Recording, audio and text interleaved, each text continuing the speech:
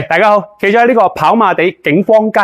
今日信報報道，呢間 Marks and Spencer 嘅 Food 門闊大概26尺，深大概50尺度咧，地鋪連呢個嘅入職角，係嘛？幾位集團冇辦法啦，就啱啱就沽咗出嚟，係講緊2880萬。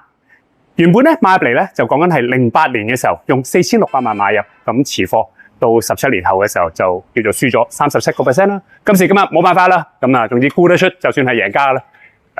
呢度嗱睇下呢個就 M&S Food 啦，嗰邊就講緊係養和醫院啦、景光街啦。咁呢度咧都一向喺跑馬地嚟講嘅時候，景光街算做靚嘅街道啊，比較核心位，前面有方便停車。咁望住就係呢一間嘅 Marks and Spencer 嘅 Food， 入去行個圈啦。嗱，呢一間嘅鋪頭圖則所有資料你見到啦。咁當然啦，靚仔租客。咁呢度入邊成間嘅鋪頭280萬，講緊而家嘅租金係大約12萬，算回報差唔多5厘度啦。新嘅買家咧，市場消息講就係戲院大王陳俊彥家族成員啦嚇。咁就講緊地鋪啦，連埋上去上面咧第一個嘅閣樓嘅。呢度咧就有部 lift 上去上面閣樓。